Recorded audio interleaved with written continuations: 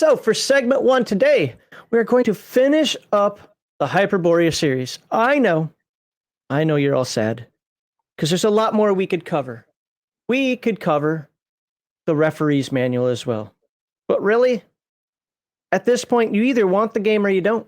Or by the time we're done today, maybe the combat system is what is holding you back. Like, I love the character classes. The adventure rules seem neat and understandable. I'm loving what putting out there. But how is combat? Because you've never played original Dungeons and Dragons before. that could be a thing. I'm sure it is. So hopefully today we sell it to you. And at that point, the referee's manual isn't what's going to sell the game to you. Just know that the referee's manual is just as thick as the player's manual. Has a lot of good stuff in it. I think I showed it off in the first video, right? I almost put up your segment too. We believe that role-playing games should take place in fantastic worlds. The focus of the game should be on role-playing and having a good time. The core values of #RPGate and any good tabletop group are escapism, not representation, entertainment over activism, and natural, organic inclusion, not forced diversity. Did you see the guy that joined our Discord today that said, he saw #RPGate, wanted to know what it was about, came over and says, hey, these are my kind of people. Well, we're your kind of people. That's cool. Yeah. The charity we support is the Wounded Warrior Project, a national nonpartisan organization whose mission is to honor and empower wounded warriors. Please refer to the description below for the link to where you can make your hopefully tax-deductible donation. I'm going to have to turn off Discord here if that doesn't stop bleeping. God. Join us Thursdays and Saturday evenings on twitch.tv/LegionMyth to watch He the Dog and his team of dirty casuals play multiplayer games for your mockery and enjoyment. About to start a couple of new games. What are those games? We don't know yet, so we're all going to be surprised together. It's going to be great. And here on our YouTube channel, you can watch these game-related segments live every Sunday at 1 p.m. Central Time, or check out the Friday Night Chill stream where our panel of guests opine, comment, and editorialize on the TTRPG hobby as a whole. And this upcoming Friday, we're going to be talking about children, how to run games for children. Should be interesting. I don't run games for children. I have content that's not safe for anybody. Well, yeah, Max used to run games for children, but the cop said buying a panel van and giving out candy is not a good idea. It gives the wrong message, so he decided to quit. He can't do it his way. He's not doing it. Okay, hold on a second here. They just added like 19 pits. Subscribe while I'm going nuts here. Okay, I've got to shut off my Discord. Do it. Close it. If GM Fritz or anybody's, I hope it's close. If GM Fritz or anybody's watching, you guys are blinging through my live stream. Stop it. All right, let's put the book up here.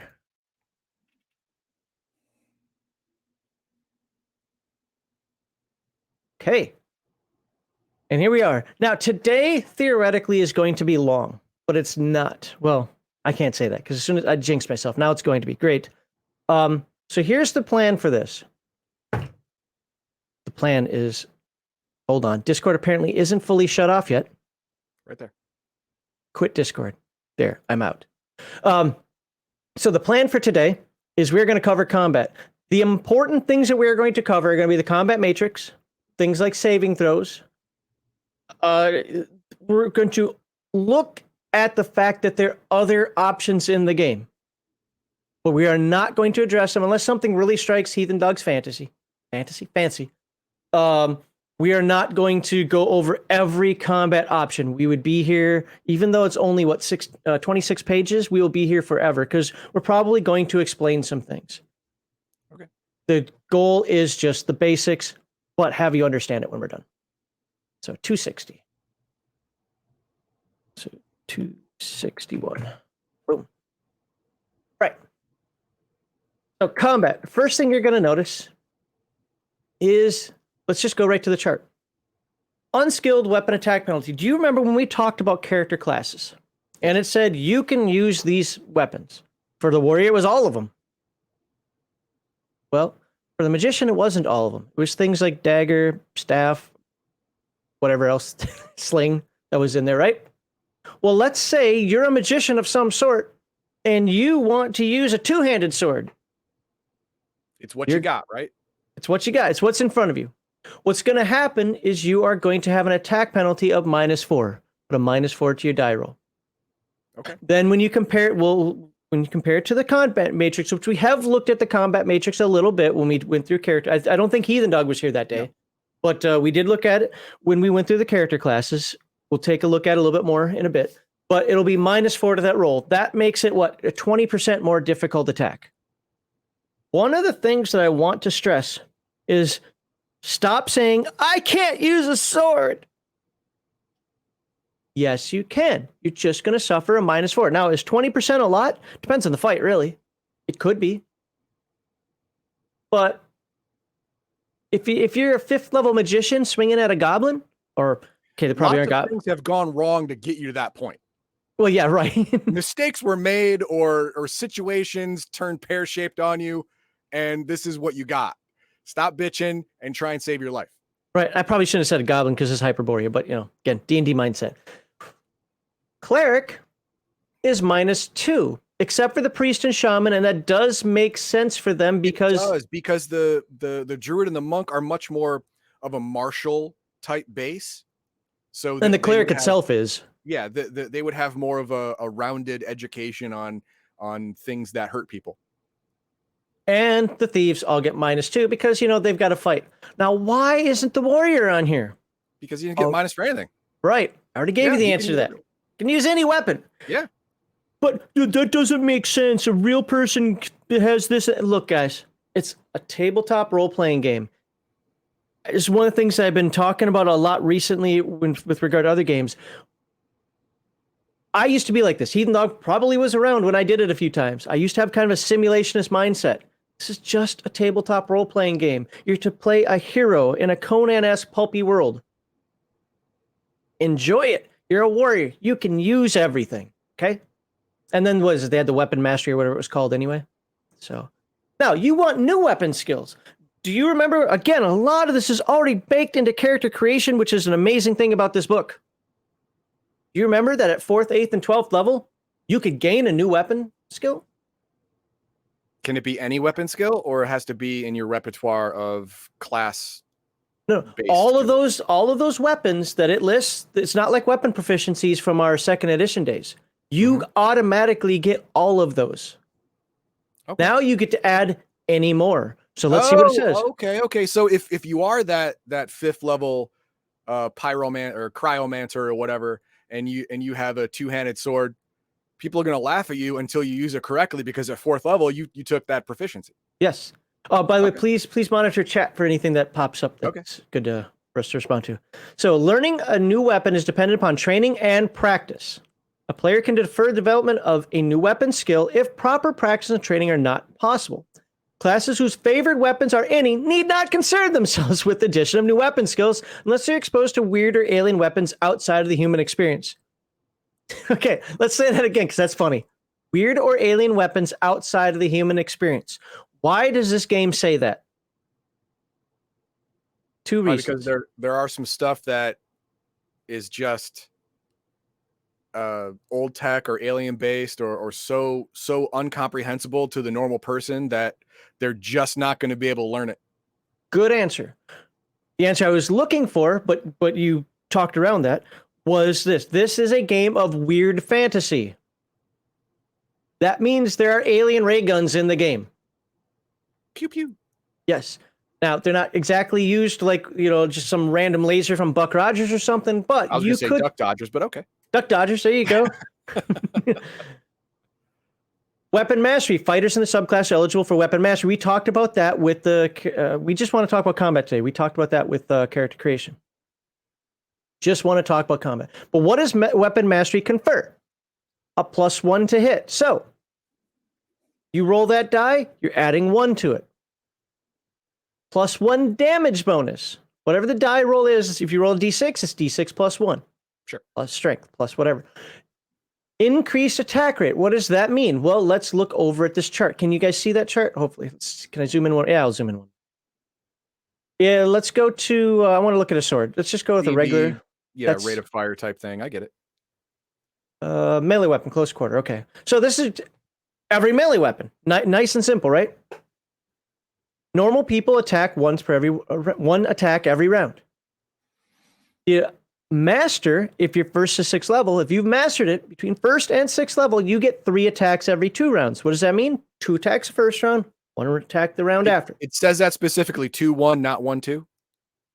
I thought it did, but I'm not sure. But that's just the traditional way of doing it. So. No, it says it right there. 1 attack 1 round, 2 attacks next. It's 1-2, not 2-1. Where do you see that? Underneath attack rates defined, it says 3/2 okay. equals That's 1 weird. attack 1 round, 2 attacks the Okay. next. That's backward of the traditional way of doing it. I know cool. that's why I wanted to clarify that, because a lot of games do that differently. Okay. Well, then there you go. If you're playing this, I would probably still go the other way only because of habit. But yeah, right there. All right, and then finally, 2 attacks every round if you're a master of the weapon and between 7th and 12th level. Yep. And of course, this is adding in your natural fighter bonus. When you get 7th level, your attack rate goes up to 3/2 normally. Mm-hmm. And you can only be a master of something if you are a fighter, so it's all built into it. All right, let's that's for range. Don't really care. Okay, so encounter. Reaction. Uh-oh, reaction table. Not every encounter is hostile. When the party encounters a person or intelligent monster and parlay occurs, the speaker's charisma score can influence the outcome. Sure. The referee rolls 2d6, applies reaction loyalty adjustment if applicable, and then consults the following table. Now, I have running through my head here because I wanted to shout this out before I finished even reading that. This, to me, is something you do with wandering creatures, or as Crafty, I think, said on a live stream with this, when you just want to have who knows what's going to happen here? Let's figure it out. I don't use reaction when it's a planned encounter. If it's something that I want them to fight or I want them to negotiate with, which is probably fewer than the actual random ones, I won't always use this table. Your mileage may vary. But yeah, for random encounters, you might think that, this is going to go badly. They're about to come across, some intelligent, what in this game, picks or whatever, some crazy guys. And then you roll that 12. They come up to you with beer and everything. Hey, look at that. Come on in. This is where it always comes in handy to have at least one person in your party have female privilege. There you go. Someone who's hot. Because that'll adjust the reaction if you put them in front. Then they get the bonuses. On the other hand, you might come across a Hyperborean and roll a 2. And now you got some weird, tall, alien-looking weirdo that's trying to eat you. Yeah. You never know. But the good part about this is the reaction can save a combat. Or prevent a combat. It can save you from a combat. It could also jump you into combat when you weren't expecting it. So buyer beware. Mar Hawkman has a good point. He would modify it based on race as well, since some races don't get along. If you have a race that this encounter hates, it will negatively impact your reaction roll. That makes sense, right? Yeah, it makes sense. Yeah. I'm only going with what the book says for now, but yeah, no, I mean that absolutely makes sense. Yeah. I mean, you could also do a reputation of party. You guys are jerk-offs. People, when they see you, don't like you, or vice versa. You're known as heroes. Let's give you a couple extra points on that reaction roll. Now, combat typically entails melee, missiles, magic, and or movement. These activities are measured by the round, which is a 10-second increment. Melee. Strike blows with a handheld weapon, such as an axe, spear, or sword. It also includes monster attacks such as claws, bites, horns, and stings. Weapon wielders must be within weapon reach, which is accounted for by weapon class. Now, we talked about that during equipment. Yeah. Yep. 5 feet, 10 feet, and then 15 to 20 feet or bigger. There's only one, and it was the pike. That was the only one in the book. I thought that was 7, or was it 6? It was 6. Okay. Missiles. Discharge missile launchers such as bows, crossbows. You guys should know what missiles are by now. Mm-hmm. Short, medium, and long range. And it has the standard 0 modifier, -2 modifier, -5 modifier tip. Now remember, you're that wizard. You have no clue how to use a longbow, but dang it, you've got to pick it up and try something. What is your modifier base for what we've talked about so far? -9. -9. Because you don't know how to use that thing. Chances are you're going to pull that bowstring back and cut off your ear. Or you're going to slice your finger with the fletching. No, not fletching. Is that what it's called? That's what it's called. The feathers? Okay, yeah. Okay. Yeah. So, yeah. But yeah, again, we're talking about shooting at long range. If the wizard's picking it up and shooting at long range, Why aren't you running? Magic. Spells fired by magicians and clerics, such as turn undead. Now, this includes spell-like abilities. Yeah, I should have actually said that, like turn undead. And movement.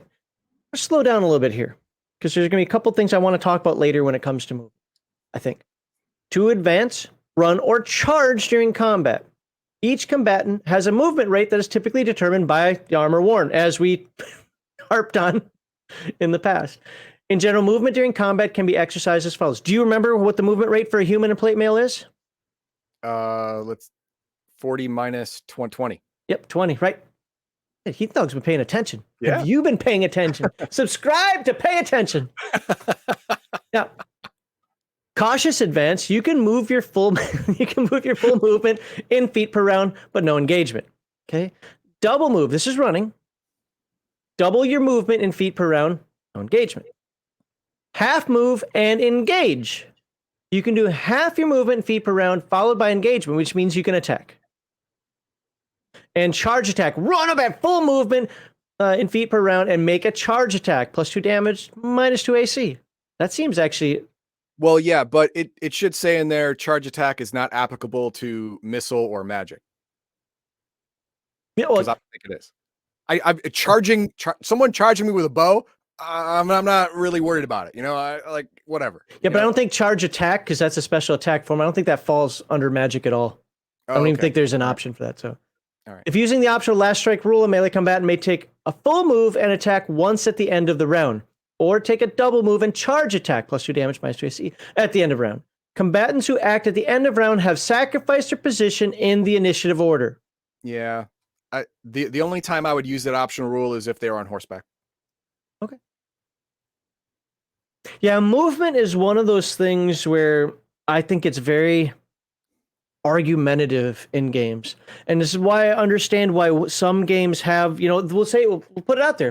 Games like Pathfinder or D&D 3, have map grids to say you can move exactly this far. There are rules for splitting movement and things like that. I get it. I really do get it, because, both players will try things that don't make sense, and sometimes game masters will be too limiting. So you need to have rules in there. But ultimately, I guess my mindset is a round is 10 seconds, right? Now, I'm not going to count 1, 2, 3, et cetera, et cetera. But if it's something I think you can do in 10 seconds, fine. Move and attack and move, attack, move, attack again. If you can do that in 10 seconds without me foreseeing that you're going to use this as some sort of game breaking, I don't know, crutch. Yeah. Then I don't care. I don't like getting into the weeds to that point.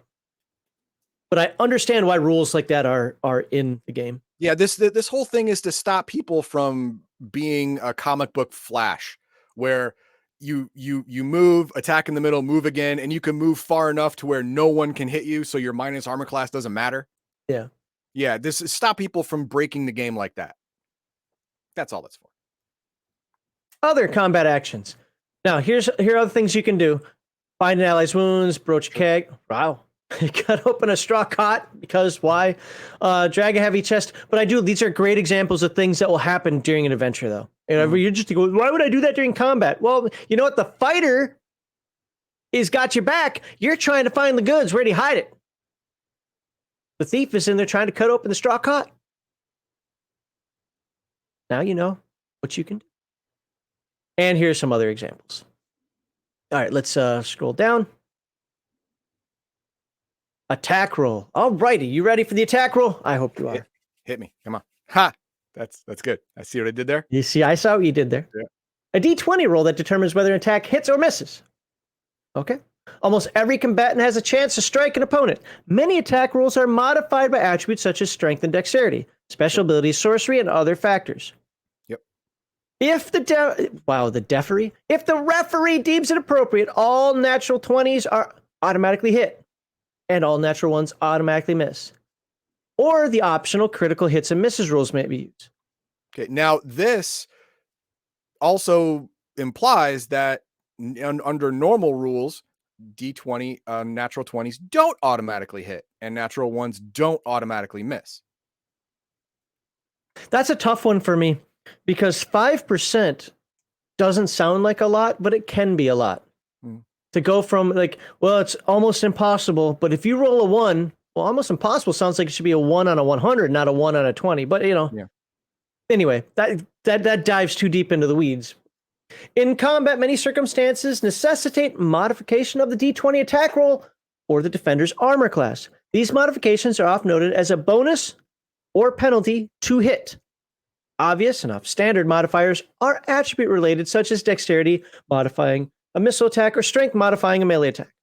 Other modifiers are class related. These are all things we've gone to before. Let me go to the last sentence. So yeah, there it is. For instance, one cannot take a cumulative +3 to hit for a rear attack from higher grounds. Such an attack is at +2 to hit. Okay, hold on. Oh, in most cases, conditional modifiers don't stack. Yeah, don't stack. Yeah. Okay. I thought that was the last sentence for some reason. I was wrong. You can't, what? You have high ground. You're from the back. He can't see you. You're trying to stack all. Just these take the best modifier. I have a +87 to hit. Like, no, man, no, you're not doing that. Just take the best modifier. It's kind of the same thing like with armor. If you want to wear 17 suits of armor, do it. You're only getting the armor class, your best one. If you're still standing. Yeah. You're definitely not moving, but whatever. This is one of those rules that I really like. Because I don't want to say it stops arguments, but it stops kind of what you were talking about. Where do I get that perfect position where I get all the modifiers added in? No, just go for the best one.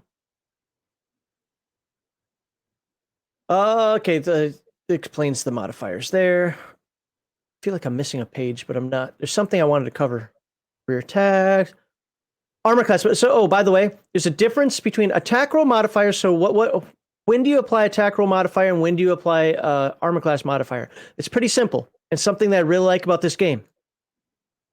If it affects the attacker directly, if it is part of the attacker's process of attacking, then you apply it to the attacker's roll. Now you might say, but long range, isn't that the target? No, that is what the attacker has to consider when firing. If the attacker's blind, if the attacker's flank, you see all of these are related directly to the attacker. If it's related directly to the defender, apply it to armor class. I've had people argue with me across the ages. Well, that's really applied. That's just how I see it, and it makes my life a lot easier because I know now to apply it to the to the attacker or to the armor class. Okay, combat matrix. This is the bread and butter of the game. Anybody who's played old school D&D is like, I know the combat matrix, but let's say you haven't. Let's say you've heard of THAC0 and you've heard that THAC0's wacko and nobody wants to use it. You're a bad person. I mean, you've been given bad combat news. matrix is THAC0. That's the same thing. It's just THAC0 put in to a nice chart. In a chart, yeah. The weird thing is, you'll have people say, I hate THAC0 because it's math. Okay, I get it. And then you'll have other people say, I hate combat chart because I have to read a chart. Turn it into THAC0. Yeah, I mean, that's really all it comes down to. Like, it's the same thing. It's math on a chart. So you pick your poison, right? So we've talked about this before, but let's talk about it again. Heathen Dog, you have a fighting ability now of 5. Okay, that's going to be your fighting ability. Yep. So it means you're what, 6th level? No, if you're a fighter, you're 5th level, right? Yep. So you're a 5th level fighter. You got a fighting ability of 5. So we're going to use that for every attack going forward. Okay. But since I'm also a 5th level fighter, I also have a weapon mastery. Okay. So I'm +1 to hit. Sure, okay. +1 to hit. But right now we'll go with fighting ability 5. All right. So no, just to start. I know. Do you have a D20 next to you or with you? Perfect. All right. So you are going to, let's make it simple. You are going to attack a creature also with an armor class of 5. Sure. So what does that mean you have to roll without adding in your mastery and so forth? He's fighting ability 5 versus. I take the 5 on the left, and I take the 5 on the top. Oops. And I go up. I go right and down until they meet in the middle. And oh, look at that! I got to roll a 10. Exactly. It's that simple. Now, after he dispatches that creature, you did not hit him. Well, after he fails to dispatch that creature. Now the bigger boss comes in and he decides, you know what, this little guy, somebody else is going to have to handle him because I apparently can't. Now we're going to add in. Now Heathen Dog has a weapon mastery, which is +1 to hit. That doesn't technically change his fighting ability, but that's up to you. You can say it does. because it's easier to follow the chart, or you can just modify your roll. The intent is to modify the roll, so let's go with that. Okay. So Heathen Dog still has a fighting ability of 5, Sure. and now he's fighting something with an armor class of 0. Oh no. But I'm screwed. so roll your die. Okay. Roll your die until you get a 15 or 14 or higher. Oh, okay. Okay. Okay. What did you roll? 19. Perfect.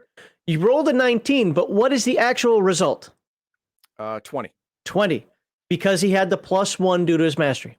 Yep. Now, strength could add another +1 or 2 and so forth. The point is he needed a 15 or higher.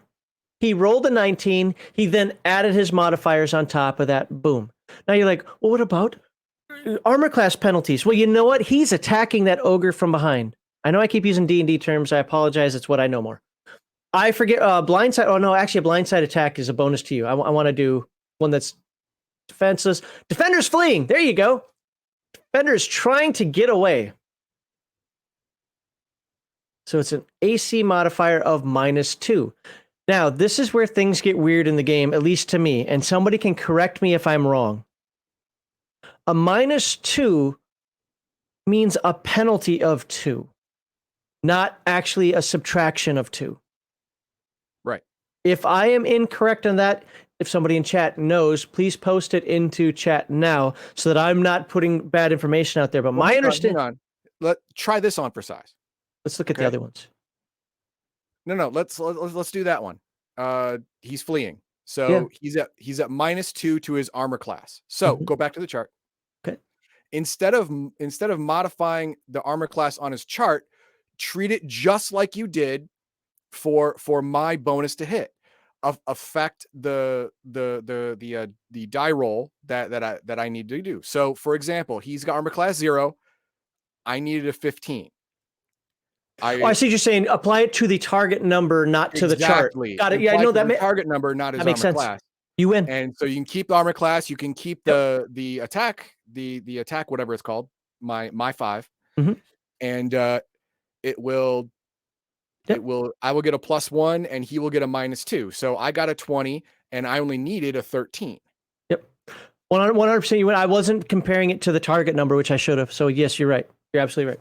So there you go. The -2 then becomes, so using that same attack where he needed the 15, right? Well, now that he's got his mastery, so that's +1 to the roll. So now I only need a 14. So that he needed a 14. See, this is the part that I don't like about it. What you're saying is right, but I like having one number instead of all these different numbers. So let's backtrack and do this simply. Okay. You need a 15 or more. That's just what it is. You need a 15 or more because the monster is fleeing. And it's a -2 to the monster's armor class, right? This is effective armor class. Yep. You need a 13 or more. Sure. Now roll your die. 16. Okay. I get a +1 for my mastery. Yep. That makes my roll a 17. 17, right. So that's how that would be applied. I don't like that process personally, but that's how it's written in the book, and it does make sense. It does. Now, the cool thing about this is that you can change your target number with modifiers, or you can change your armor class, or what's the attack? Fighting ability. Or you can change your fighting ability with modifiers. Whichever way your table likes it, it'll still work. Absolutely. Yep. Yes. But my preference would be, again, this goes back to the technical writer me, either have everything affect only this. Everything should be a modifier just to the target number, or affect this and this separately. So you're just going on different numbers on the chart. Right. Yeah. So I understand both ways. If penalties and drawbacks to armor class affect your armor class directly instead of the target number, you have to make all of your bonuses or minuses to attack affect your fighting ability directly. And then after that's done, all you got to do is use your fingers, meet in the middle. That's your final number. Or you can take the originals of armor class and fighting ability, find your number with your fingers, and then put modifiers on that to get your true target number. Whichever way works for you, it will not break the game. Right. The game will still work. And don't let us make the way we're talking about it, make it seem hard. It is not. Just pick a method. The book even says how to use it down here. Again, Crafty is right. Crafty is right. The book says to do it this way, but the cool thing about it is it's just thinking about it differently. It's functionally the same. Yeah, I just tell you, Crafty, I don't like that. Personally, I don't like that. But that's just a preference for me. No, I like the target number affecting the target number myself. I like that better. I get it, except for I want to follow the chart. For me, my brain is saying, look at the chart. Why have the chart if everything's going to change? Again, I understand where you're coming from, and since both work, I'm not bitching. Yeah, whatever. Yeah, no, and to be clear, neither am I. And I just don't want people who are watching out there to think that, oh my God, this became so hard. Not at all. So we'll do one more. Okay. We've leveled Heathen Dog up now. Woohoo! He's pretty badass. Outstanding. He's going to be level 10. What? So what does that do with your fighting? What does that do with your mastery? Well, I get to attack twice per round. Okay. But what's the bonus? We don't have to worry about that. But it's still only +1. I still have just the mastery. Is it just +1? Okay. That's right. It's just the extra attacks. Yeah. Still just +1. So, and we're not going to look at any character class bonuses, but you're also pretty strong now. We're going to give you that 18 strength, a +3. Woohoo! So, and what are we going to do with the creature? We're going to go to the creature, and we're going to say the creature is, we're going to say the creature's on higher ground. Oh, man. So, Here we go. Heathen Dog, and I'm going to roll a d20 for the armor class. Well, that's going to be an easy hit. Okay, armor class 6. All right. So, how do we figure this out? Heathen Dog is 10th level, or fighting ability of 10. Use the words right. Fighting ability of 10. Unless you're using the optional rule of 1 is a critical failure, I already hit him.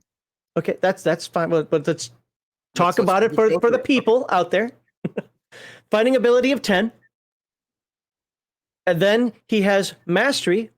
Oh, sorry, no. So Crafty says that adds to the target number. That wouldn't add to the target number. Because I wouldn't add +1 to your target number. That adds to the die roll.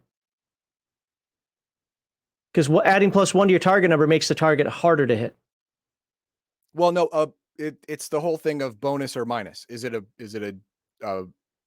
good or bad? You and I are on the same page. I'm just saying I was going to try to use the Crafty method up there where he says plus or minus applies to the target number, not to the die roll. No, it has to apply to the die roll. Otherwise having mastery makes attacks harder. That wouldn't make sense. So what we restart, we said armor class 6, right? Yep. But he's on higher, so target number is 4. Yep. The creature is on higher ground. That makes his target number a 5. We already looked at it as a +1. Yep. So he's on higher ground. So that makes it a 5. Yep. So that means you need to roll a 5 or higher. Yep. What is your natural roll? 11. Okay. He rolled an 11. That's his natural roll. But now add in your strength and your mastery. 15. Does that 15 beat a 4? Yes. You win. But let's say I rolled a 1. Okay. And we're not using any optional rules or anything. No, we're not using the optional. 1 is always a failure. So I rolled a 1 plus 4 is 5. So it's mastery plus his strength. He still hit. Even with the target number now being a 5, because of the thing being on, he equaled it. Yeah. So there you go. And if we made that clear as mud, my apologies. It's worked out better in my head. So anyway, ultimately, it's not hard. And your referee's going to know this. Will have it off the top of his head. That's one of the reasons why Heathen Dog and I see this a little bit differently, because I'm used to doing this stuff off the top of my head, not with the chart. I just want the chart to be easy to understand. So if you don't, ask questions and comment. But we got to move on. So combat steps. First thing you do is determine surprise, and you only do that for the first round. I actually like to call this round 0. But first thing you do is determine surprise. Then you declare your actions. What, I have to declare, then roll initiative? Yes, it's an old school game. That's what you do. Remember, there's a game aspect to this. Then you resolve them, and then you check morale. Well, the referee checks morale. That's not for player characters. You have your own morale. So and that's referee discretion. He may not check for morale at the end of every round. That's fine. Usually only when a significant event happens or a big shift in the tide of battle, then a morale check will probably be called for. Surprise occurs per referee discretion.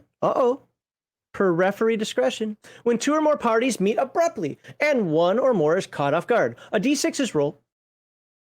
1 or 2 indicates surprise. Now you say that's not referee discretion. Well, he'll determine if a surprise roll is even needed. That's what it comes down to. Of course, darkness or obstructions will limit encounter distance accordingly as judged best by the game referee. That means don't be tied to these numbers. Yes, dungeon numbers are different than outdoor number. Again, it's another trope of old school gaming. It makes sense. Dungeons are dark and dingy and you're moving slowly through them. We talked about that. Outdoors, even in the jungle and the forest, now you could say that a jungle is considered indoors. It's so packed. That's up to the referee. Don't argue with them. Just go with it. But usually outdoors, you have a little bit more room to see. Almost forgot Patty's part of the game. Asked me this. No, I got it started. Don't worry. No, it's on Rumble. Oh, okay, then never mind. Okay. All right. A surprise party can take no actions against a non-surprise party during round 1. Remember, round 1, that's the only time surprise matters. A surprised party may be considered prone if caught completely unaware, sleeping, eating, reading. And what was a prone target? +2, +4 to hit, something like that, or minus to AC. Sorry. So parties, I don't care. Guys, again, you can read it more closely. Understand that surprise comes first. Now, surprise is only done once. Once surprise is done, you're never going back to that part, that step number 1 again. From now on, you're only doing steps 2 through 5. Look at how easy it is. 4 steps. You can remember that. And to be fair, step 5 is kind of hit and miss, right? Yeah. And I don't mean that in combat. Next, step 2, attack declaration. Only 1 paragraph. Before initiative is determined, each player must state his or her character's intent. Alternatively, the caller announces each of the character's actions. If a spell is to be cast, the players must name the specific spell. Okay. So you can't just say, I'm casting. You have to say what you are casting. I didn't realize that needed a sentence, but you know what? Considering gamers, it probably does. Yeah. It probably does. Meantime, the impartial, look at that. I love that. The impartial referee silently decides the actions of the opposition. The reason that was in there is to placate players, not so much game masters, because game masters can just lie and say he's impartial and not. But it's to tell the players, listen, yes, you have to decide what you're going to do, and then the game master is going to decide what he's going to do. Does that seem fair? It doesn't seem fair, but it doesn't matter, because if the game master just says he decided what the monsters were going to do beforehand, he could just be lying, and you'd never know. So go on. Why fight about it? The term I use is fair and reasonable. Let's say a fair and reasonable GM. Now, initiative. So you've declared your action, told the referee what spell you're going to cast. Initiative order is determined with opposed D6 rolls. The side with the highest score acts first. Side. Ties may be resolved in order of dexterity scores. Wow. Highest to lowest. Or considered simultaneous action. I like to do simultaneous action because I believe that combat is a scrum. And it is possible to go at the same time to each other. Using dexterity to break initiative ties can create interesting results, with some party members possibly acting before the monsters and some after. If the initiative throw results a tie, dexterity scores are the same, then truly the action is simultaneous. All right, Keen Dog rolled a 3, I rolled a 3. His dexterity is 15, mine's a 15. Guess we're going together. We're stabbing each other in the face at the same time. Yay. In some cases, the referee may need to assign enemy dexterity scores or dice for them using 3d6, 46 droplet, whatever. I don't care. Delay action, holding action, whatever you want to call it. Overwatch. Oops, I should have been zoomed in on this, my bad. Winning initiative does not necessarily mean a combatant must act straight away. One may hold an action, in effect waiting to see what the other side does, or perhaps waiting for a specific circumstance. For example, if a Minotaur is charging to engage the party, an archer may delay shooting till the monster enters short range. Sure. That is actually something I struggle with allowing. Well, hang on. He's not changing his action. He's just has the bow back ready. He's doing the exact same thing he said he was going to do. He's just doing it later. This gets back into for me, the idea that players know exact ranges. Well, an archer trained in his bow is going to have a really good estimate of his ranges. Mm. He's fired that thing for years at targets, If I were to medium, go, if close, I were to say far. right now, shoot 200 feet, I don't believe that No, most no, no. archers would But hit you're me. going to get within 10, 20 feet of that 200-foot mark. And since range is close, close, medium, and long, Yeah, you can my issue isn't gauge like those three distances. my issue isn't like, hey, when it gets into close range, I'm gonna shoot. That isn't the problem. The problem is I've dealt with players, so it'd be like, as soon as it hits exactly 60 feet, I'm shooting. Okay, it doesn't say that here. I That is a understand, but different that's argument. how. No, it's not, because that's how players run it. Okay, but that argument doesn't apply to this circumstance. It absolutely does. You have to look No, at how players are going to interpret the rules. So if it's charging game, the archer may delay shooting till the monster enters short range. If you treat that as like, well, no, I wanted to shoot right when it's at 60 feet, so it couldn't get close to us. I've heard that argument for many years. That's not what it says. It says short range. Okay, he's in short range. I wanted 60 feet. You wanted short range. That's what you get. Short range. That's honestly how I respond to it. But what I'm saying is the players cry about that. That's why I don't let them cry. Gather their tears in little flasks and drink them in front of them later. That's fine. Fair enough. When a player dithers too long and the referee requires immediate reactions, the referee is at liberty to impose a delay action on part of the player. Young or experienced players may be pardoned, of course. Sure. Again, it's your thing. Yeah. If you're like, oh, I don't know, should I do this? Should I do that? Should I hold match? Oh, sorry, delay a game, penalty. Boom. You delayed your action till last initiative. Sorry, buddy. Combat is for action, not for screwing around. In our Pathfinder 2 game, Jim's Alcove does the best he can when it comes to that in our game. I've heard him say a few times, okay, what are you doing? What are you doing? All right, I think we're going to move on to the next. Optionally, per referee description, when two weapon-wielding melee combatants first clash, the one with the longer reach weapon strikes first. Regardless of initiative results, this has been incorporated into a lot of games of late. So if you're coming at me with a dagger and I've got a two-handed sword, I get to go first, only in the first round. And there are a lot of games that have been incorporating that rule. Here's my take. I get it. And if you want to use it, absolutely go for it. I see no harm in using it. I think that leads into the simulation too much. Yeah. It's overcomplicating things that don't need to happen. Right. Yeah, I wouldn't use it. Back in the 90s, I would have loved that rule. This would have been my favorite rule. Yes, I'm finally some realism in the game. But me now, let's just roll initiative and go forward. Anyway. And it does talk about if initiative is too different. We're not going to do the last try. Action resolution. Combat includes a broad selection of combat actions, which are resolved by the use of a combat sequence. If you remember in second edition, it actually laid it out into these phases. Mm-hmm. This one doesn't lay it out as dramatically. They're still there, though. This is one of my concerns, is that the phases didn't exist anymore. Typically, each round of combat comprises the following basic actions in order. Melee, missiles, magic, movement. Okay, so let's see how that actually works applied. There should be a 5. Yeah, there's a 5. Good. For each side takes turns according to initiative results. We already determined that. Sure. The internal order of a side is shewn, and the player shewn in the low sequence. For example, if the PCs win initiative, the PCs will act in the order of melee first, missile second, magic third, movement fourth. Okay. I understand this combat sequence thing now. It's because each side has an initiative, not each individual player. Yes. Oh, you didn't catch that? No. I caught it. I just didn't know the significance until I saw this. Okay. Now I know the significance. Now it's kind of like a PEDMOS order of operations doing math. It's the same thing for combat. Melee is intrinsically faster than a missile weapon as long as you're within close range to use a missile weapon or to use a melee weapon.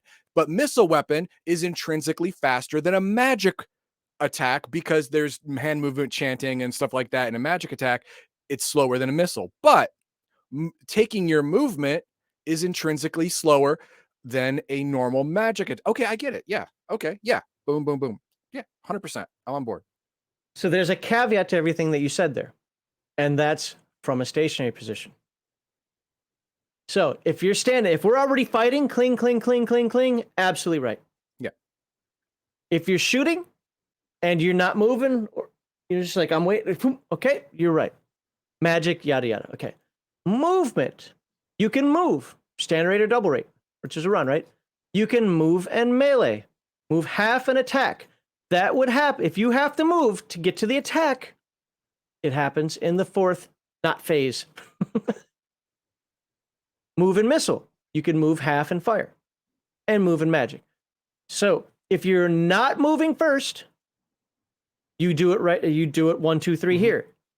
If you are moving first, then the movement happens. Then you get your melee, which followed by missile, followed by magic. And that makes perfect sense because your initial action is the slowest. So it's going to have priority. It's going to take the most time. So it's going to affect you first. And then other actions, if you're binding allies' wounds and so forth. Yeah, and that's always last because that always takes the most time. Yeah, right. I get it. It's not just a sword swing. Okay, so there we go. I don't care about the stationary position multiple. We've kind of described that. If you want to get more into that, just buy the book and read it. Oh, changing action requires referee approval. Plus 2 steps. I mean, I'm done. Morale. Morale measures the confidence, discipline, and courage of monsters. So what does that mean? Every monster has a morale rating. When things happen, that monster might flee. Why do we have to have morale? Because people play these games like they're freaking computer games. Gotta kill everything. It's gotta stay. My entire team died. I'm the last one, but I'm gonna stay in there. That's don't be dumb. That's not the way it works. And if it looks like there's an even fight, you can turn the tide immediately. Attack the leader first. Everyone attack the leader. You chop off the leader's head, put a couple arrows in his eyes. Everyone else is going to go, should we still be here? And maybe they'll decide to be somewhere else. And then you win. Yep. Now, a good referee will set up a scenario where that's not always as easy as one may think. Sure, yes. But, you put an arrow in the leader's eye and then laugh at him. All of his minions are going to go, Oh, right. Right. Yeah. I mean, it's the American versus the British and the Revolutionary War kind of thing, right? Well, shoot the officers. Now, when do you roll morale? Ultimately, it's up to the referee. But, right. These are examples. Yes. Suggestions include the leader is killed, as Heathen Dog just said. 50% of the force defeated. Again, you don't have to look and say, is it exactly 50? If a big mass casualty just happened, or if people are dying all around you, the enemy might just be like, you know what? I'm out. Fireball happened, took out Joe and all of your right flank with it.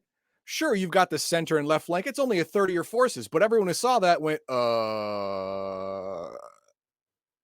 and then roll. Terrible sorcery is released. And the point is it frightens animals, primitive, superstitious humans, or humanoids. By the way, you might enrage the barbarian, but, just saying. Outnumbered footmen face a mounted charge. Cavalry is a thing, and it is scary.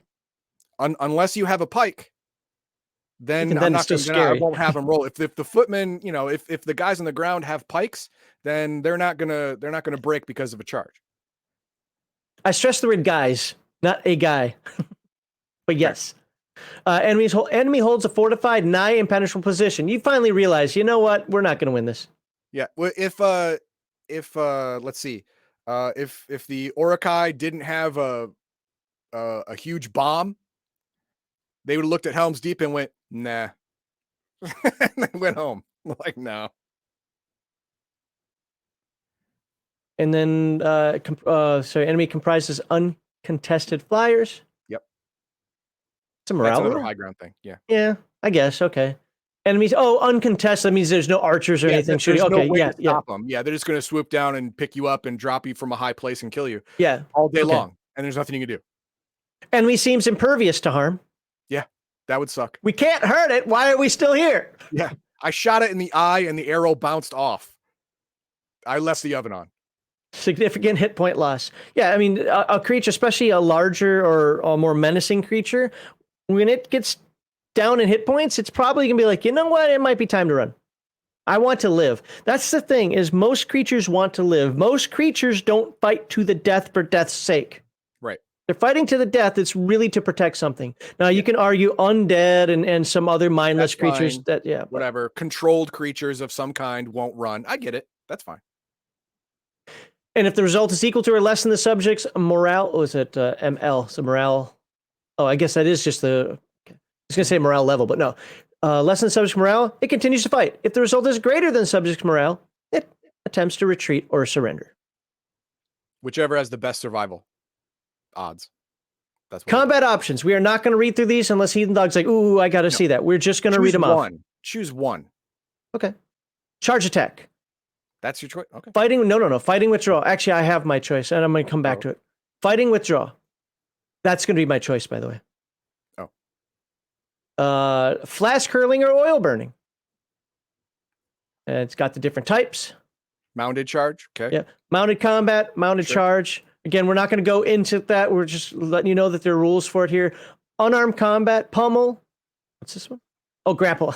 It's like Apple. What's Apple? We should probably look at grappling rules also, because that's one thing that's a joke in D&D. It's never had good grappling rules. Let's see if this one does. Overbear. And was that it? I thought there's more. Nope, that was okay. That's advanced combat. Wrestle.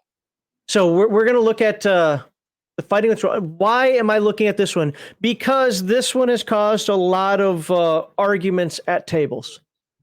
In old days, like, should I be able to get away? Is it a free attack? Yada yada. Nowadays, you got that whole attack of opportunity nonsense. So what? How do you get out of a fight? A melee combatant can backpedal at half movement and continue to fight and defend, or backpedal at full movement and simply defend. Enemies may pursue withdrawal, but movement rates should be compared. So, Here are a couple examples. A huntsman is engaged with a bog mummy. The huntsman is heavily wounded and decides to backpedal. The bog mummy wins initiative and so attacks first, swinging its fist. The huntsman deflects the blow with his shield. He then begins to withdraw whilst thrusting his spear at the pursuing bog mummy. He hits the undead creature and manages to backpedal 20 feet, half of his movement. So obviously he's wearing light armor or no armor, right? Sure. Meantime, the bog mummy manages to pursue only 10 feet, half of its move. So on the bog mummy is using fists. We already know that. So he is now outside of the range of the fist. So he can't attack unless he moves first and then attacks. But after a couple of rounds, the huntsman is going to be completely out of range because he just outmoves him. Now, our poor cleric here. A cleric is engaged with an axe-wielding minotaur. Probably not a position that a holy person wants to be in. Yeah, you don't want to. You don't want to see your god that quickly. Right, the cleric decides to make a full withdrawal. The cleric side has one initiative, so the cleric, wearing plate mail, withdraws her full 20 move. Again, why is it 20 move? Because she's wearing plate mail. Sure. But the minotaur pursues and attacks because the beast needs only move half, because its full move is 40. The cleric remains subject to attack. Remember, it can move half and attack. Remember those phases that were not phases that we talked about? Yep. The cleric remains subject to attack, but perhaps she has drawn the monster into a trap. Where her I would hope, because if not, there is no benefit to doing this. Yeah. Zero benefit of a full withdrawal in this scenario. I can see a prolonged point, trying to get to those ovens that you were talking about that were on. Because sooner or later, you're hopefully going to have a door or something that you can weed through. It's like, in the meantime, ow, stop hitting me as you're backing up. But other than that, no, I agree. In like an open field, I agree with you. Yeah, I would much rather just turn and run, take the hit in the back, the one hit, and get away. I'm glad you said that. If an attempt is made to run away, double movement from engagement, the combatant will suffer a -2 AC penalty. Mm-hmm. And any adjacent enemies gain a free and immediate attack. Yep. If chase is given, movement rates should be compared. This, again, if you run combat as a scrum like I tend to do, there's probably going to be 2, 3, 4 attacks on you as you try to run away. Yeah, but no one is paying that much attention. They have their own combatant, right? I mean, Maybe? I would say the only people who get that free attack on you are people who were concentrating you on the combat Yeah. to Yeah. begin with. No, I don't do the whole thing like my back's to you, but you came next to me, so I turn around and go, because that would open me up to attack you. No, I'm with you on that. Yeah. I know some people make the argument, well, it's a free attack. I'm still paying attention. I just go like that and I come back over. No, it doesn't make sense to me. I'm with you on that. So, anywho, I think that's it for here. Yeah, that's flask curling. And you said, we said grappling also. No, you said grappling. Yeah, well, yeah. An attempt to wrestle an opponent. Okay. D20 attack rolls made with strength attack modifier. If the grappler is clad in heavy armor, -4 to hit penalty applies. Okay, it's not easy to wrestle in armor. Right. Okay, copy that. I thought you had more I was going to drink. No, that makes sense. Upon a successful attack roll, the target is allowed an avoidance saving throw to escape the hold. If saving throw fails by 5 or more, the grappler can choke the target for a D2 -1 hit point damage per round. Plus strength damage. Oh, nice. Yeah. A grappled victim is considered hindered and suffers -2 AC penalty per the chart above. Sure. A grappled victim can break free with successful test of strength or an extraordinary feat of strength versus an 18 strength assailant. So, a lot of benefits to having that 18 strength. Yeah, the 18 strength is no joke. There is a reason I would rather fight, say, a computer engineer than Arnold Schwarzenegger. There's a reason, Right. One of the things I really like about how he puts this book together is instead of saying a grappled victim is considered hindered and stopping, puts a modifier in here. One-stop shop for the other game designers. Learn that lesson. And a grappled victim may attempt to use a weapon class 0 to 2, so like a dagger, cestus, sap, something like that, at a -2 to hit. Right. Get off of me. Right. Off of me. So, I think they're nice and simple. Yeah. No dumb charts to roll on to see if you're trying to grapple somebody, but haymakered them instead or something. Whatever. I forget what those rolls were. Still has the old school feel of not really telling you what's up, but that's what a referee's job is. Part of the referee's job is to detail what's happening. As far as game mechanics go, if you just care about the mechanics, it's all right here. If you care about the detail behind those mechanics, well, that's going to be up to you. Use your imagination. Advanced combat. Again, we are going to skip through most of these, unless I don't think there was anything in here I wanted to see. I'll choose one. Okay, that's fine. Let me see. Arrow setting, conservative fighting, disarm dodge, double arrow shot, double feint, firing march, indirect fire, offhand weapon parry, parry and block, ready shooter, reckless fighting, recumbent fire, running dodge, saddle casting, saddle fire, shield bash, shield bind, shield cover for ally, shield splitter. That makes sense. Shield wall. That's very, very Roman, Spartan. Spear charge, spear setting, throw an attack to it. Okay, go up, and we're gonna choose. There is one I wanted to cover now that I see it, but well, that's too bad. I get to choose now. Well, I'm gonna choose one anyway. No! It's my segment. Shut up. I'm gonna try the offhand weapon parry. I want to know what that is. Offhand weapon parry. Oh, there it is, right there. The combatant wields an offhand weapon. It has to be weapon class 1. A dagger or some such. Yeah. To parry melee weapon attacks, but not miss. Dude, it's a dagger. Come on. I know, but people want that heroic fantasy, and he's got to put that in here. All right. This goes back to like the thing I was saying about ranges. Characters, you know how players are, man. They're gonna try everything. This technique provides a +1 AC bonus. Sure. The combatant can continue to attack with the primary weapon as normal and without penalty, but the offhand weapon, except for the tonfa and hand trident, cannot be used to attack in the same round it is used to parry. For 2-weapon fighting. I get it. Well, now, in most cases, a shield will be more beneficial. But if you already have 2-weapon fighting and you want to fight a little defensively, the offhand weapon parry is for you. There we go. Where is it? Shield cover for ally. Reason why I'm looking at this is because this is one of the things I'm trying to do in the Pathfinder 2 game. And he's following the rules. I am not blaming the Game Master for this, but I don't like the rules in Pathfinder 2 for this. So let's see what this game does. A combatant bearing a shield can defend an adjacent missile shooting or spell casting ally from return fire. Well, you should be able to protect anybody, but okay, whatever.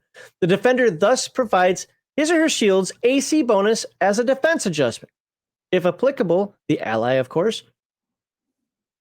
Sorry. It loses these.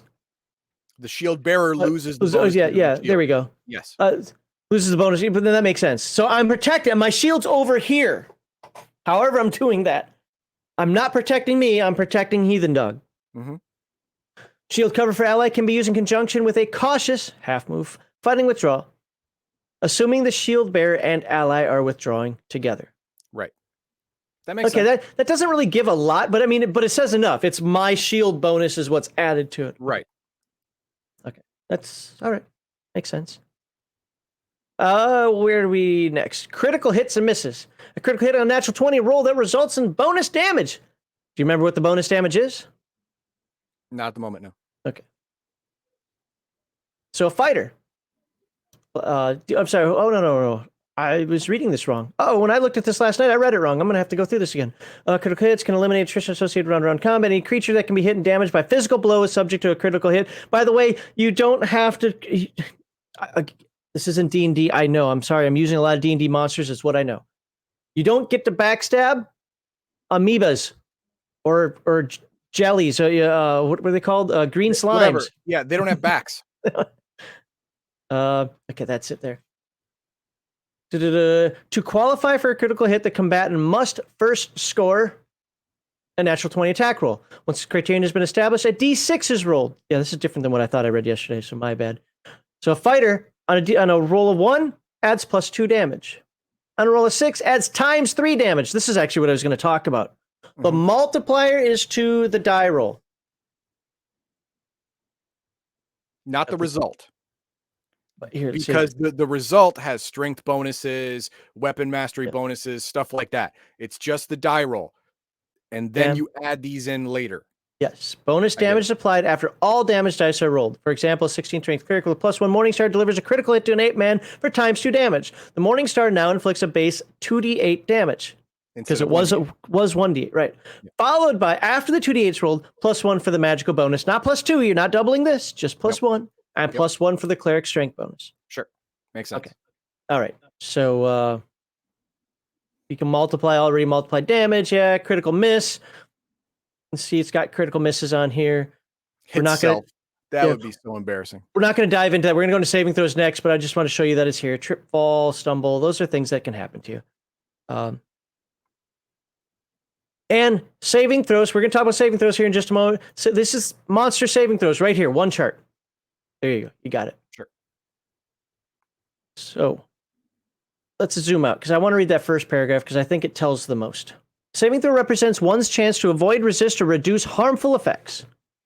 Attributes, class, divine favor, experience, fate, luck, and sorcery all can affect saving throw attempts. The base saving throw is the same for each character class and reaches peak potential at 11th level. Monsters peak at 17 hit die. Except for some humanoids, monsters do not qualify for class and attribute modifiers. So this is it right here. How do you roll? You roll a d20. And what matters is death, transformation, device, avoidance, sorcery. So what is death? This is death magic. Obviously, power would kill or its equivalent in this game. Paralysis, poison, because poisons are usually trying to kill you. Sure. And radiation. Wait a minute, radiation, it has uranium in the game? Yes, it does. Yeah. Remember, it's weird science. Remember, there's also ray guns. So, roll that into your noggin. It's there. Transformation, petrification, and polymorph. Sure. Petrifaction? Petrifaction. Is that a word? Petrifaction. Yeah, that's neat. I hope that's a word, not a typo, because that's pretty darn cool. Okay. I think it is a word. Okay. This book has taught me, this book has increased my vocabulary, so I will believe you. Device, magical rings, rod, staffs, wands, avoidance. What's that? It is. Awesome. That's good to know. I've learned a word, petrifaction. I'm going to use that today. Avoidance, breath weapons, ray guns. Look at it right there. Mm-hmm. Some spells, some traps. Sure. If you're able to jump out of the way, it's an avoidance saving throw. Violence Solves Everything says, I will admit that this is a very well written, organized, and playable version of D&D. I agree. I don't have any experience running it more than a couple of one-shots, and even then, if you knew, probably say I wasn't running the game, but whatever. I like the rule system in this game and the rules presentation more than anything else in this genre of play. I know a lot of people like OSE. I get it. I understand why you do, but I like this one. So, sorcery, spell scrolls. Now, what's different between all this? Well, it just says some spells. Some spells you get to dodge. Some spells you just have to suck it up, Buttercup, and hope that you can resist it. Yep. Attribute modifiers talks about how the attribute modifiers fit in. So, how do you roll a saving throw? Well, I go to cast a spell at Heathen Dog, and I'm just going to make up a spell here. Fireball, because nobody's ever heard of that spell before. No. And I don't know if it's avoidance or spell, but or sorcery. We're going to say it's sorcery for the ease of play. He will roll. I throw that spell at him, and he's got a choice. He can take it. He can take it like a champ. Just stand there. Rawr, I got me some fire. Or he can say, that's going to be bad for my health. I don't want to be hit by that.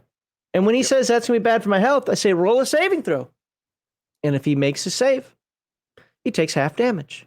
Now, do we have a chart for that? Well, it's on your character. Oh, it's on your character sheet? Yeah. There might be one here. That's for items. It's in the character classes. Oh.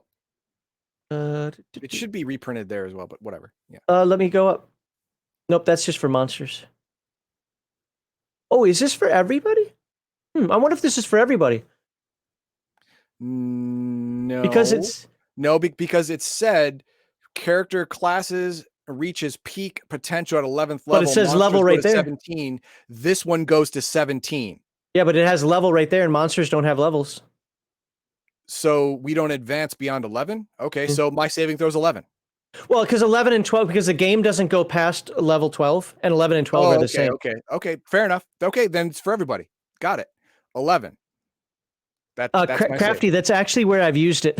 I've used that scenario for Earth Dawn, Forbidden Lands, and for Hyperborea. It's how I play tested Hyperborea. So thank you for saying that. So your saving throw would be an 11 or better to avoid my. Obviously, the lower this number is, the easier it is for you to save because you want to equal or get higher. Now, if he was a caster, let's say he's not a strong fighter, he's a caster. Well, casters usually get a +2 bonus to spells. That makes it a 9 or better. Well, it makes it 11 or better, but you add +2 to the die roll. So effectively, he has to roll a 9 or better. So that's it. It's that simple. Okay. And again, if it's clear as mud to you guys, my apologies. I see it in my head correctly. Just damage and death. So let's see how you heal. Damage to portion. Nope, wasn't there. Damage reduction mitigates. We kind of talked about with armor. If Heathen Dog does 5 points of damage to me and I have 2 points of damage reduction, that 5 gets dropped down to 3. Easy enough. Yeah. Falling damage, it's a D6 for every 10 feet. That's normal in a lot of games. Yeah. Healing. The natural restoration of hit points.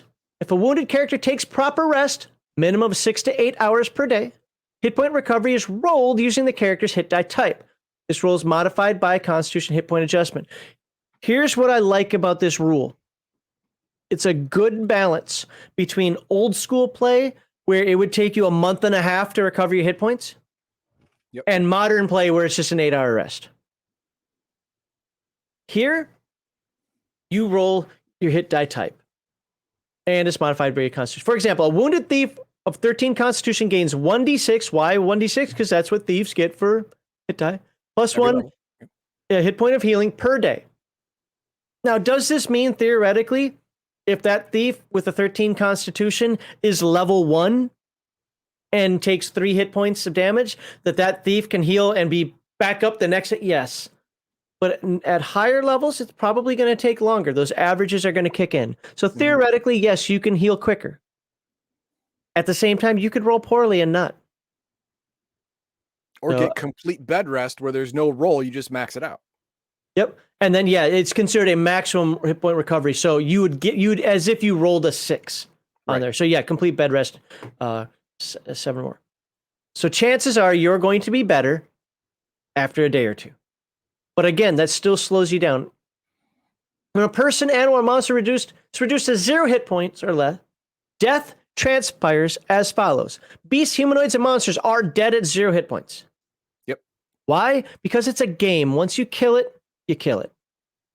I have one caveat to this rule. Uh-oh.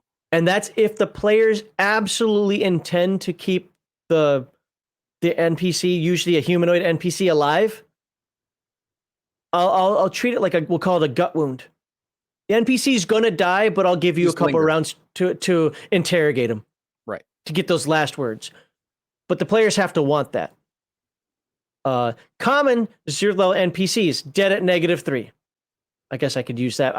I want to give them a chance to keep the character alive because 3 points, honestly, when you're talking weapons to do a D8 and D6 damage, that's easy to surpass pretty quickly.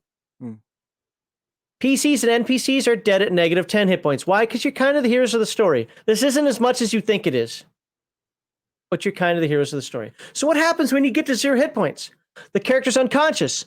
Spirits, yep, remember, this is a Hyperborea game. This is a Conan game. So brandy, gin, rum, whiskey, etc. can revive one to consciousness, allowing him or her to talk and move slowly. But fighting and casting spells is not possible. -1, -3. The character is seriously injured, though relatively stable. -4 to -9. The character is in critical condition and suffers convulsions or blood loss at a rate of 1 hit point per round. You hit that -4, it's like, oh, I got till -10. Not really. Yeah, you got 5 rounds. Yeah. You've got to -3. After that, things are about to go badly for you. And at -10, the character is dead. Though the referee might allow a dying hero to open his eyes and utter a brief final sentence before passing. Sure. But you're dead. Yeah. You're done. I give you 1 level's worth of words. You're level 2. What do you say? Resurrection, reincarnation. We're not going to get into that. Special damage, lycanthropy. By the way, all those tropes, not going to get into it. No. I'll leave it on the screen so people can look at it. But vampirism, lycanthropy, poison, dysentery, all these things are staple to the game. Madness. Absolutely. Remember, what is included in weird fantasy? Cthulhu. Oh, look at all the types of madness you can get. Homicidal mania. I love it. I'm a homicidal maniac. Let's do it. Please, that's just a Tuesday. Come on. That's just a player character. Murder hobos for life, baby. Poison. Not going to go into the features of that anymore. I think we've discussed a lot of what the game. I think we're also close. Yeah, we're close to the end. That is the end. In fact, that is the end. That's it. Yep. That is the end. So it talks about poison, venom harvesting. We kind of talked about that a little bit when we got into the character classes. So I know some of this we kind of made clear as mud. My apologies for that. I feel like, again, in my head, I can visualize it and it works like that. But hopefully for you, the person who might be interested in the game looks at this, and Violence Solves Everything, who's somebody who does not even like D&D, has said that, hey, this is a well-presented version of it. And you have to listen to him. I demand it. Demand it. All right, what do you have starred? I got a lot starred. Really? Yep. First, we got this 3rd edition has a Thundar, has a better Thundar aspect to it. There's a lot of old tech in here. I think that's anything weird or weird fantasy. I think all weird fantasy games are Thundar to some degree. Yeah. Yeah. If you're a warrior, you have spent years learning combat. This is in reference to not getting a penalty for any weapon. Yeah. Okay. Yeah. It makes sense. And Crafty says Hyperborea has ray guns. Yes. Yes, it does. For people, there are a lot of people out there who don't like to mix sci-fi and fantasy, and I get that because I'm kind of that type of person. But it really is. It's like, Dungeon Crawl Classics, Hyperborea. I mean, Conan itself, from what people tell me, because I haven't read it, had that stuff in the world. So, how are you going to say no to it? And then Crafty, when in regards to reaction morale, planned encounters, yes, I agree. Random encounters should use reaction rolls because the encounter is random, so the result should be random as well. So, he agrees with you on the planned encounters. Don't roll it, just keep going. And Travis has a 2-parter here. Okay. First, we got, so my kid came to me the other day and asked if I ever heard of Dungeons and Dragons. I shed a single tear. Him and his friends want to play. Oh, that's awesome.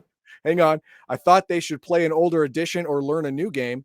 Do you guys think this would be a good beginner game or find something else? It depends, in my opinion, it depends on the mental fortitude and age of the children, because this game is inherently bloody. It has madness in it, so it has things that for those more sheltered kids or younger kids, it's going to freak them out a little bit. But there are very cheap games out there that are for kids between ages 5 and 10. It's funny because he's got a video. That's Hero Kids. Just go ahead and look at our YouTube channel. Go up Hero Kids. Boom, you're good to go. You got yourself a game that's good for ages 5 to 10. And at the end of the video, I give you an example on how to gear it to ranges in that range: 5, 6, 7, 8, 9, 10.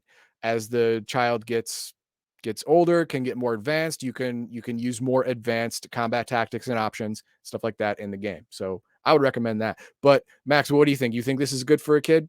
And if so, what age range would you go as low as? 10-ish, 10-ish, mentality of change.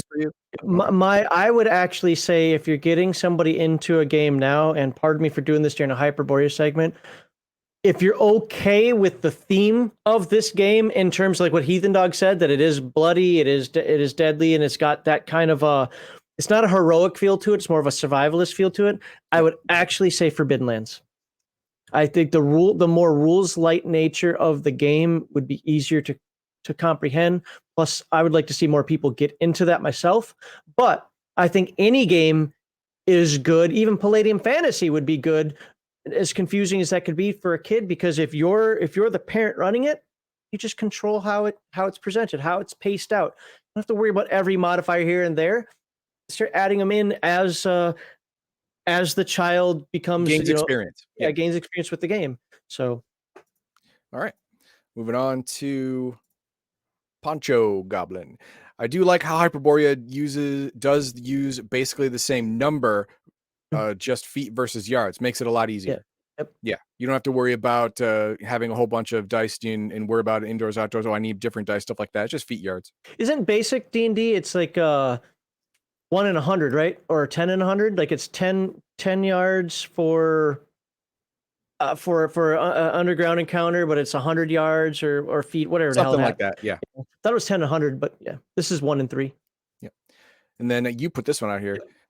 Rex Teal says this game seems like a decent upgrade from OSE for those who may want something a bit more advanced and heroic, though you could still mix the games. So yeah, so this is why I was saying that people probably wouldn't say that I ran Hyperborea. I don't like the setting for Hyperborea. I love the rules. I love how the rules are presented. I don't like the setting. It's not for me. I ran D&D. Because it's just D&D, right? I can add in an elf, I can add in a dwarf, I can add in all that stuff. I know how to do that. But that, again, and we don't have to be orbiting Saturn. And we don't have to be orbiting Saturn. Yeah. But so you could say, oh, you didn't run Hyperborea. I ran the Hyperborea rules in my own homebrew world. It was for a one shot. Actually, Crafty knows about the adventure because I wrote it. It's a published adventure for Forbidden Lands. And Violence, I get what you're saying. I'm not saying dumb it down, or that, oh my God, kids can never understood this. We understood it to some degree when we were kids as well. We got some things wrong. It's not about insulting the intelligence of the kid. It's about encouraging them to get more into the, not worry about every little facet of the game. Let's just start playing. And it's an easier way to start playing with a rules light game than it is with a game with more crunch. Nothing about insulting kids and their ability to learn. I have no issues with if somebody's like, hey, start playing Palladium Fantasy, start playing Battlelords of the 23rd century. Okay. I mean, you can do weird, but okay. Yeah. But you can do it as long as you're patient with the kid. And yeah, the kids will pick it up.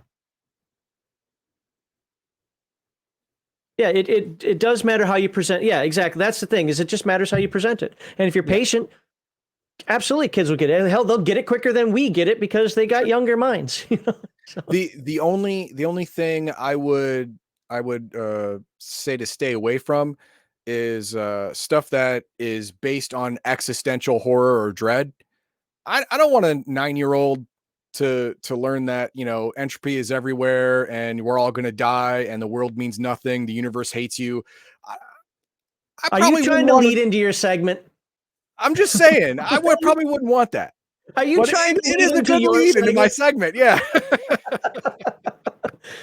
You dog's gonna be covering Deaths in Space here in a few minutes, and he's got thoughts about that game. But you know, again, you know your kids better than I would ever know your kids. But one of the things that I recount a lot on the Friday Chill stream is that first ever adventure I ever played with the giant ants. And I remember biking home, freaked the hell out over the fact that some 2-foot ant that doesn't exist in the real world is going to eat me as I'm biking home. And I'm like, I love it. I'm telling you, I loved it. That's what made me fall in love with the hobby. So not every kid is going to reject the fear in a way where it's like, oh my God, it was so, you did this to me. You know your children better than I could ever know your children. Just know that that's actually what got me into it. I want that emotional response. I like to laugh in my games, like to cry in my games, like to be angry in my games as a Pathfinder 2 people are finding out. I like to, I like to have that emotional content. And as a 10-year-old child playing D&D for the first time, getting creeped out by giant ants are, trying to eat me. I'm like, imagine that. I hate bugs. You have to understand, I really, really, really hate bugs. I'm like a 5-year-old girl around bugs. I scream. Probably not your girl, because girls nowadays pick up bugs. I don't. And it's got these big pincers that can pretty much slice off your wrists if you really think about it. I don't want to be around that. And I heard the chittering. I heard the chittering in the grass while I was biking home. Sure you did. 1.5 blocks. All right. Is that it?